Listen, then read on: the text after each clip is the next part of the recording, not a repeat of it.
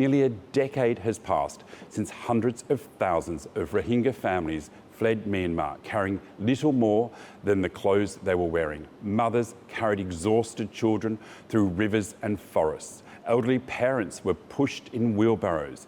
Families watched their homes disappear behind them in smoke. Many believed they would only be gone for a few weeks. Instead, they have spent years living in limbo. The Rohingya are a Muslim minority from Myanmar's Rohingya state. For decades, they have faced discrimination, denied citizenship, and treated as strangers in a land they call home. Then, in 2017, everything changed. Following attacks by a Rohingya armed group on security posts, Myanmar's military launched a brutal crackdown. Villages were burned to the ground. Thousands of people were killed. Women spoke of horrific violence. Children disappeared in the chaos. More than 700,000 people crossed into neighbouring Bangladesh, joining earlier waves of refugees and creating one of the largest refugee camps on earth.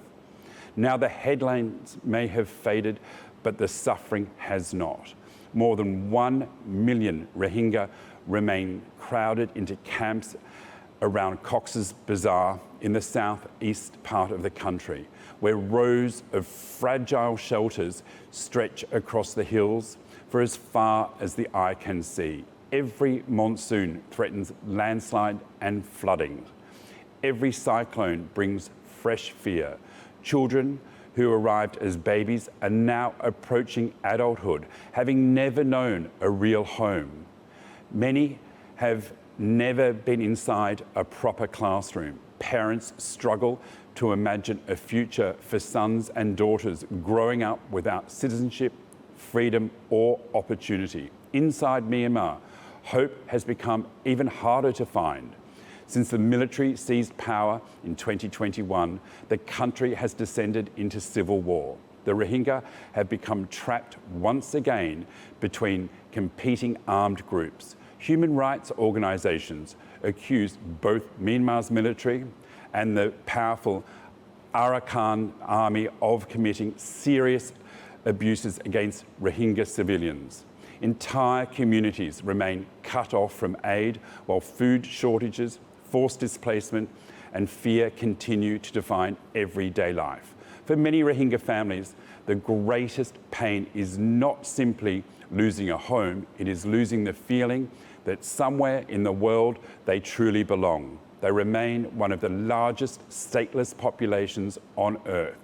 Generation after generation has grown up without a passport, without security, and without certainty. Their story is no longer just about surviving violence, it is about surviving endless waiting as the world moves on while they remain caught between borders, politics, and promises that have yet to be kept. The crisis is becoming even more complicated. Fighting across Myanmar's Rakhine state has intensified as the military battles the Arakan army, an ethnic armed group that now controls much of the region.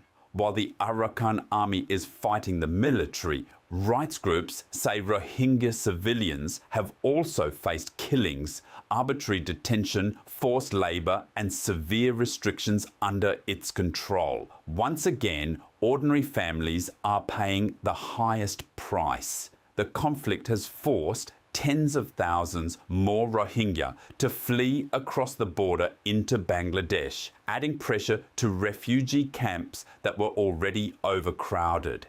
At the same time, international aid is under strain. Humanitarian agencies warn that funding shortfalls are forcing difficult choices over food, healthcare, education and protection. For families who depend entirely on aid, even small reductions can mean children going hungry or missing vital medical treatment. With little hope of returning home safely, some Rohingya are risking everything by boarding overcrowded boats bound for Malaysia or Indonesia. many never reach land. Human traffickers prey on desperate families, promising a better future, but often delivering exploitation, abuse, or death at sea. The international community continues to call for conditions that would allow refugees to return voluntarily, safely, and with full rights.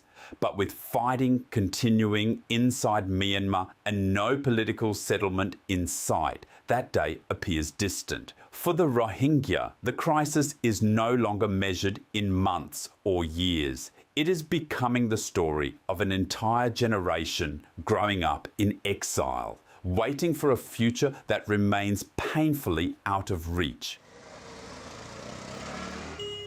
The future of the Rohingya depends on more than emergency aid. It depends on political courage. Without peace in Myanmar, meaningful accountability and recognition of the Rohingyas' rights, there is little chance that families can return home safely. Every year that passes makes that return more difficult, especially for children who have spent almost their entire lives as refugees. The world now faces a choice: continue treating the Rohingya crisis as yesterday's story, or recognise that it remains one of the greatest humanitarian challenges of our time.